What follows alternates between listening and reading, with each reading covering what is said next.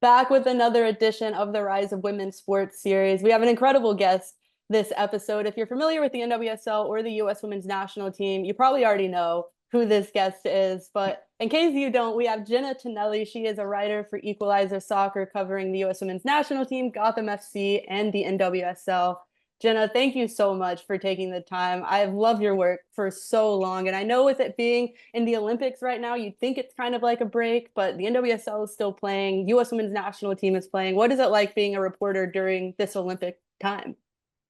Yeah, well, first of all, thank you so much for asking me. It's been a pleasure. I've obviously seen you at the games over the years, and so I'm so happy to chat with you. And I love your passion and what you're doing. It's amazing. But yeah, the NWSL has not taken a break, and neither has the Olympics. Obviously, it's been incredible. I think the NWSL is playing this Summer Cup, so it doesn't really count towards anything, but obviously they're all competitors and they're going to be playing their hearts out. And we've got some really cool matchups and seeing some teams flip the script a little bit, like the Utah Royals getting at the top of their group with the Portland Thorns and scoring 5 goals against a Liga MX team. So it's been really fun to watch that. And tomorrow, which is Friday, August 2nd, we go heading out to Gotham to see them take on Chivas. So that'll be really cool as well.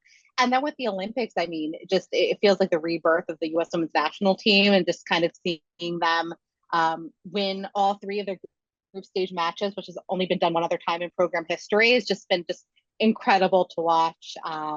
So yeah, it's been no breaks. Yeah, very hectic time. I want to talk about this Olympic performance so far because I know you and I both, that Tokyo, we're waking up at 2, 3, 4 in the morning and watching this team. I mean, for lack of better word, they were bad. It was just not fun soccer to watch. 3 short years later, the only thing that's changed is a manager, the head coach, obviously, Vlatko Andonovski, no longer with the team anymore. And it's almost like night and day as far as performance on the field, especially in this group stage. What have you made of the performance so far, and what do you attribute to the quick change? So I I actually have like a lot of thoughts about this, and Yeah. I think something that was really really difficult that maybe people don't think about as much is the transitional years at the end of like the Rapinoe years, the Carly Lloyd years, when that group of players was sort of transitioning out and we're trying to transition in some younger players. That wasn't really happening that much, and not as much as I would like to see. Like now this team is so much younger, which I think is great. And so not only were at that time where they we were still not seeing that cycling in of younger players, which in a way I understand, because how do you not bring in a Megan Rapinoe, to the Olympics? I get it. And then COVID hit.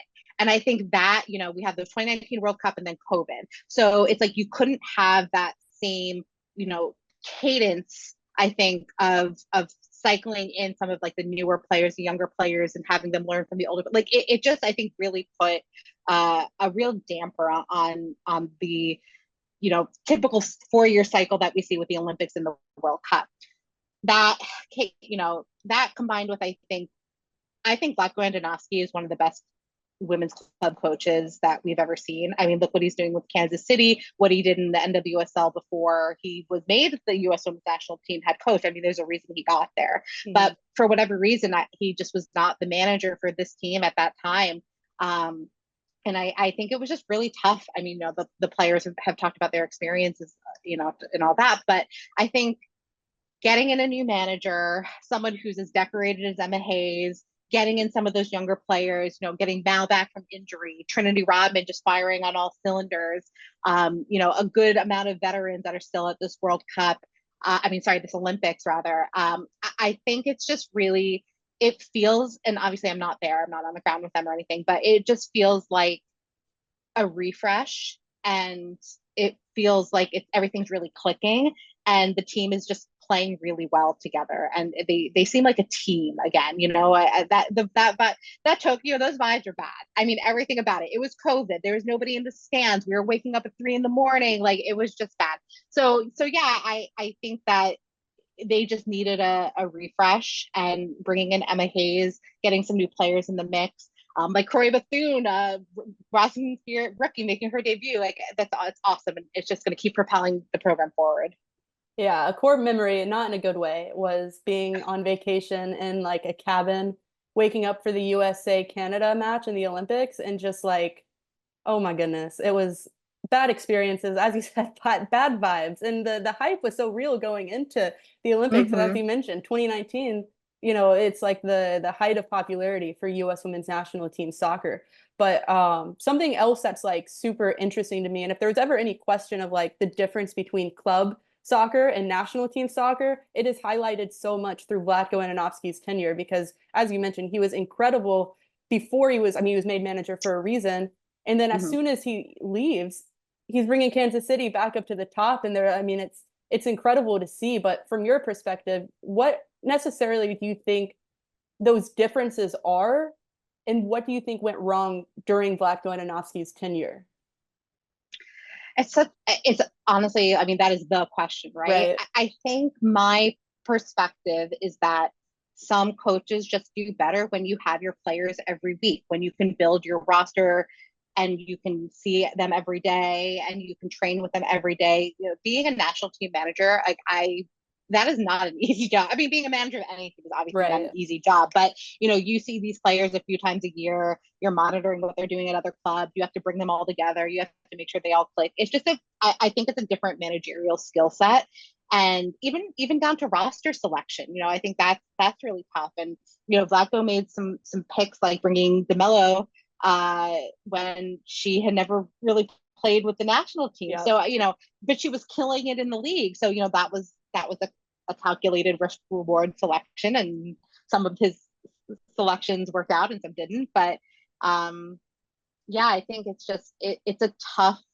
different job in the way that you have to select players, manage players, think about players, scout players, and I think that it doesn't mean he's a bad coach or bad manager. It just clearly he just excels at the club level. And yeah, look at Kansas City, top of the table, just firing on all cylinders, killing it. And it's fun. They're fun. They're one of the most Yeah. fun teams in the NWSL right now. So yeah, it really is very, very interesting. And I think we've seen this in the women's game. We've seen it in the men's game. Just some coaches who do great at club and then go international and it just doesn't work out. And that obviously it sucks. It costs the U.S.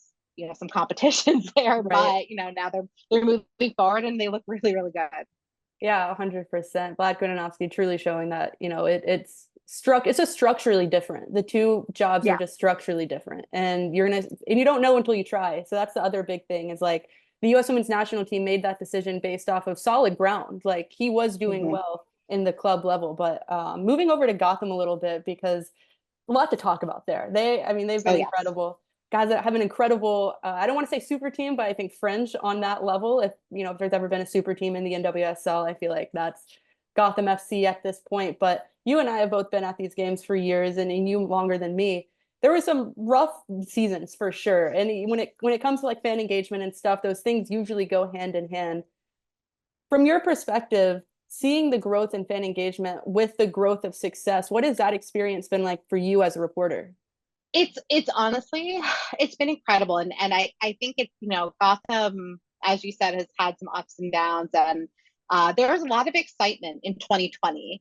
And they rebranded from Sky Blue. They were quite frankly terrible. It's no secret. They did this whole rebrand. They brought in a couple of, big names and we everybody kind of felt like this is it. And I remember I did like a stadium tour when they moved to Red Bull and just it was so much excitement. And then bam, month later, COVID. So that was really interesting to see then kind of what happened coming back from that. And I think in 2021, so that was when their first year at Red Bull was supposed to be 2020, because before then, as you know, they played at Rutgers University in New Yep. Jersey that had a capacity of 5,000 people, I think was the capacity. And they were not really hitting that very often. So 2021, they're finally in Red Bull Arena, but I think COVID was still really tough on this team, getting people to Mhm. come out to Red Bull. Even doing the press conferences, I can't remember if you were there in 2021, but we would have to do them virtually. So I was upstairs in the press workroom, and all the players and coaches were downstairs in the media room, and we zoomed even though we were in the stadium. So that was just crazy. So 2022, I think it did start to get a little bit better, even though in 2021 they made the playoffs. In 2022 they literally finished in last place, So but they brought bad. in Ali Krieger, and I think that, really galvanized a lot of folks in the area, like, oh, she's a huge name and she's a great player, and people want to see big names and great players. And here comes Ali Krieger. 2022 was just a very difficult time for the team, but now they finished bottom of the table, and then we have Yael Ava Bush West, former player, NWSL player, U.S. national team player, who's now the general manager, and she's like, no, we're turning this all around, and they did, and then they win the championship, right? So while this is going on, there's expansion in the NWSL. We have Angel City, we have San Diego Wave, we have like big names coming into ownership groups like Natalie Portman, and just like now Eli Manning is a minority owner of Gotham. So all these things are kind of happening. Then Gotham wins a championship, and then they build this super team. And what I like to say about the super team is it's not the number of stars on the team that makes them a super team, but the depth of their bench that makes them a super team. Because look at them right now, even with a ton of injuries and everybody away at international duty, and they still have like Esther Gonzalez, although she's injured.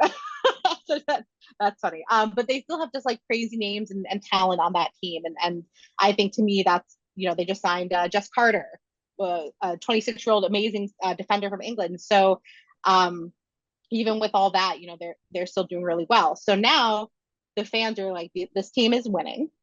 And New Yorkers like teams that win. I talk about the Mets a lot. My wife is a big Mets fan. So the Mets, when they're doing poor, that stadium is empty. Like we've been at Mets games that are just like empty when they're like doing $3 tickets. Yeah, exactly. They do like the 5-5-5. You get like a hot dog, a drink, or like whatever. And then there's times like right now where they're doing really well and it's sold out. Mm-hmm. So that's in the New York market, like you have to win. And so now we're coming to these games. It used to be maybe like they were averaging, I think, 5,000 or 6,000 a game in 21, 22. Creeped up a little bit in 2023, and now they're filling out the lower bowl, which is a 10,000 seating capacity, and it's just so different. You feel that energy, and this, like when the fans are cheering, and Red Bull Arena, just like the way that it keeps sounding is just like so cool, and it just like makes 10,000 seem like 30,000, honestly. Yeah. And then just to hear the players talk about how much it means to them, like for me, it's just like is just amazing, because a lot of these players, or not that many anymore, but some of these players like Michelle Betos, McCall Zerboni, like they have been around since this league started, playing on baseball fields, at college fields, and now they get to play in front of 10,000 people every week and hear them cheer for them. And it's a big deal. And it really it helps grow the game. And, a lot of them always say it's the 12th player on the field, the fans and the stands, but it's true, like you feel when that momentum from the fans are with them. So it just makes it, it helps even like further professionalize the environment for them, because that's what they're doing. They are professionals. They want to play in front of fans and create that community and win for their city. And it's just been incredible to watch that happen. And Gotham is just continuously on this upward trajectory. Absolutely. And you mentioned Jess Carter coming over to Gotham. Absolutely a huge signing. But it makes me think about kind of like how the WSL and the NWSL kind of like exist, in a sense of like the NWSL had its huge moment, or a huge moment. There's been multiple, but after the 2019 World Cup, a lot of people, were excited about women's soccer. And then you look at the Euros, when England won in the Euros, the WSL kind of had that same expansion and popularity. In your opinion, where do you feel like both of those leagues stand now? Because there's a lot of fluidity within players coming to the NWSL, players leaving the NWSL to go to the WSL. It's hard because I think it's not really comparing apples to apples with the two leagues. So I would say, my opinion, and people will disagree with this, is that the NWSL as a league, I think, is a more competitive league than the WSL as a league. I think there's more parity, although this year it's not so much, I'll be honest. Right. But I think in the NWSL, historically, there has been more parity between the top and the bottom of the table, whereas in the WSL, I feel like there's a little bit more of a gulf. However, they have Champions League, and I think that's a whole different, can of worms. Now, the CONCACAF is trying to kind of create a similar thing with the club championship and all that. So, we'll see what that looks like, because that's really interesting. But playing in Champions League, I mean, that's like another level, and that's just something that we don't have here right now. So I understand a lot of people go over there because that level of competition is extremely high. also, I think what's kind of interesting in the WSL is that I think all the teams, and I could be wrong, but I think, or most of the teams, let's say, are tied to their men's team. So Yeah. it's the same, Chelsea is Chelsea, West Ham is West Ham.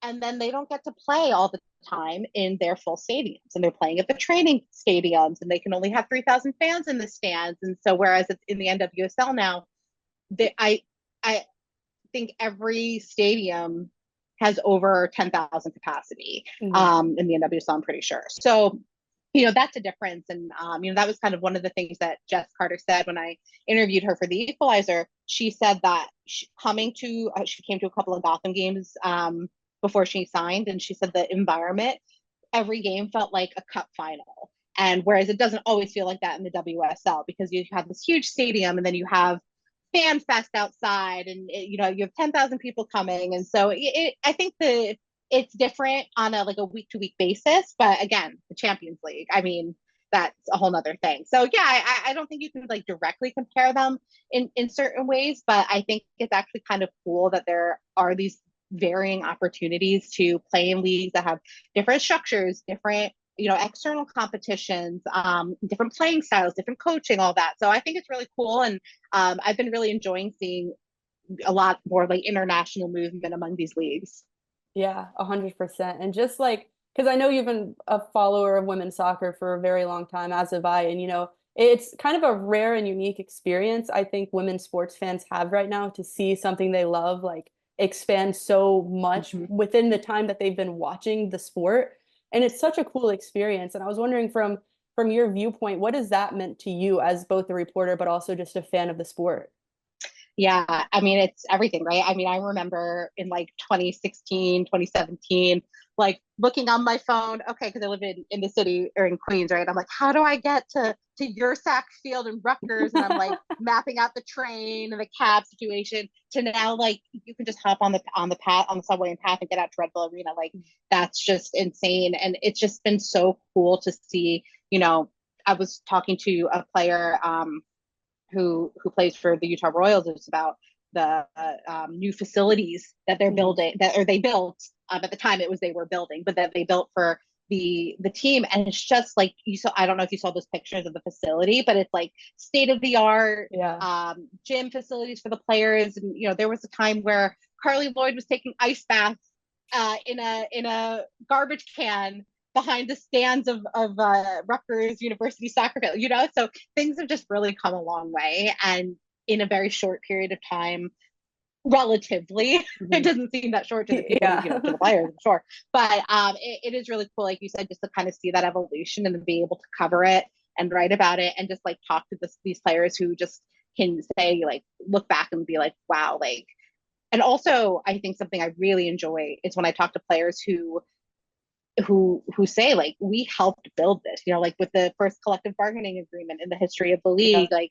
They really put their, quite literally, blood, sweat, and tears into making this league what it is, and allowing women to have a place to play that is safe and that is growing, and where they can make a living wage and all this. And it's been very player driven, which I think is the most important thing. And that's been the coolest thing, because as a journalist, you're that connection between the players and the coaches, but the players and what they're saying, and disseminating that out, and kind of being able to talk about things and understand what those people who you see on the field every day, what they're thinking and what they're feeling. So it's quite frankly been an honor to be able to do this. And as covering women's sports can be really, really tough. There's not a ton of money in it. It's a lot of freelancing and a lot of grind.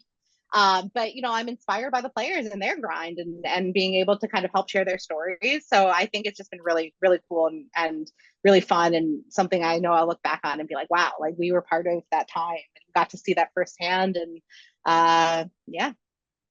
And it feels there's been a lot of, obviously, as I mentioned before, a ton of growth, but it feels like we haven't even gotten anywhere close to what the ceiling is of what the NWSL can be. What do you hope to see from the National Women's Soccer League to continue capitalizing on this success, to make sure it continues to go in that positive, that positive direction? Yeah, absolutely. I mean, it's crazy. We're seeing, for example, these valuations of these teams, like Angel Cities. What was it, 250 million? 250. I'm like, what? Like, I was like, didn't like a team sell like 2 years ago for $2 million? Like, Yeah, it's just, I mean, listen, I don't even begin to understand valuations and what that entails and how they come up with these but numbers. that's a But big I think difference. just I mean, it's Yeah. literally hundreds of millions of dollars in difference. And I think what what needs to happen in terms of keeping this growing is that like these teams really need to keep their fans engaged and going to these games and supporting their teams, because it's a business at the end of the day, and you know that's we can't have this fun amazing sport and get to do what we do without the business side of things. So I think it's really important, honestly, like as the game continues to grow, for these front offices to really make sure that they're investing in the business side of things, and that they're properly advertising, and that they're making it easy to get to games, and that they're you know, making it also a place that players want to play, because when they want to be there, like you see that out on the field. So I think like making sure that there's an understanding of how there's not a ton of separation between what happens on the business side and on the field is the key to keeping this going and this growth going.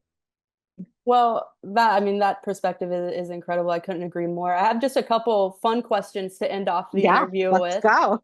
You mentioned on your Twitter before that you're a fan of Italian women's soccer. I was wondering, like, what is the Italian fan culture like in soccer? Because my viewpoint and my knowledge is really, I mean, I'll admit it, it's pretty much only within the United States perspective of things. But as someone who follows the Italian side of things, what is that fan culture like? Yeah, it's kind of interesting. So I was in Italy during the World 2019 World Cup, and also during the most recent Euros. Mhm. And something that I found really interesting was that the fact that there wasn't a lot of media coverage Oh, of wow. the women's game, and like you would look at the front page of the papers and there'd be like random stuff about like the men's transfer market and all that, but like there wasn't a lot of stuff about the women's game. So I think for fans there, and you know I don't live there obviously, so I'm not there in the ins and outs, but it's kind of where the NWSL was 10 years ago.